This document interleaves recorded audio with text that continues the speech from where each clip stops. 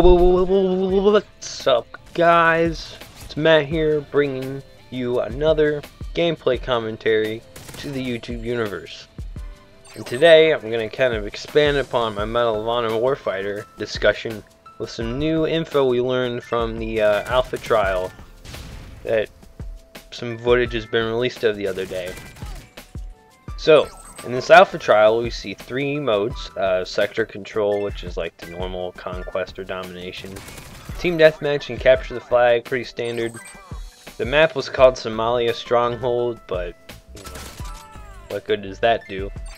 And then they showed off some more classes, or at least more equipment and support actions. So we got to learn some more about the US Navy SEAL Sniper, which is their pre-order exclusive, as well as they've confirmed Battlefield 4 beta pre-order that comes out in fall of 2013. If you pre-order this game, you will receive access to Battlefield 4 beta, which will be great. You must pre-order this game. I guarantee you that beta will be off the hizzuck. Okay, so US Navy SEAL Sniper, one of the pre-order bonus people, it seems like. His class ability is called Recon Stance, and basically the sniper rifle gets a bipod. Yeah, nothing too fancy. And he has his equipment is a proximity mine, so Claymore, cover your back while you're sniping, perfect. The default sniper is called the TAC 300, which is like high-powered bolt action. And two of his support action choices are the Switchblade UAV versus the Smokescreen, and an 81mm mortar versus the Fire Team Replenish. If it were me, I would pick the Switchblade and the mortar for both of those. However, we don't know how many points that takes in total yet. We also got to see the Polish Grom Assaulter. Now, the Assaulter is kind of like the standard assault class from all the Battlefield-like games. His class ability is a grenade launcher, and of course he's using a frag grenade. His default weapon was the HK-416, which is the same thing as the M416 if you're used to Battlefield. And his support actions, he's got a cluster bomb or RQ-7 Shadow UAV. You can choose between a 60mm mortar and a Smokescreen, or a guided missile and a Fire Team Replenish. I feel like the guided missile, which we saw in the trailer, would be really effective.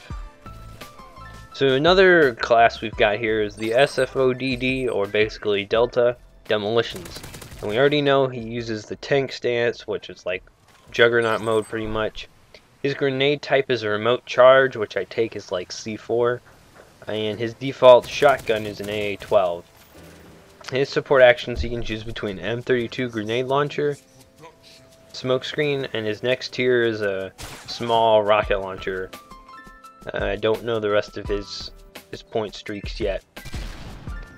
Another guy we saw was the Canadian JTF2 Heavy Gunner, which is basically your LMG guy. He has a support stance too, which is basically a bipod, and his grenade's really cool. He basically throws out three grenades at once, like a cluster bomb, and they all explode and do a whole lot of splash damage. And they call it mini frags. And you can actually see this in the trailer. The guy will throw it kind of differently, and you'll see three objects kind of fall out of the sky and hit people. His default gun is the M249, nothing unusual there. And we've seen already his Black Hawk transport support action, but he also can choose between a Smokescreen there. Another choice is an MK19 versus a Fire Team Replenish. And then another one is just a Assault Black Hawk versus an RQ-7 Shadow. A lot of Fire Team Replenish coming up here. I feel like that's going to be underused, as most people want to get high kill games here, but that could be very helpful if ammo is hard to find. Australian SRS Point Man. He's basically your gun-on-gun fighter in terms of assault. He has the heavy hitter magazine, of course, and what this does is it's like stopping power, gives you more damage and more recoil. He uses flashbangs as a grenade, so this one isn't going to do explosive damage as much. and his default weapon is the F88. And his support actions include an RQ-11 Raven versus a smokescreen, an airburst mortar versus a fire team replenish, and then a little bird versus an RQ-7 Shadow. And the last guy is the USOG Spec Ops.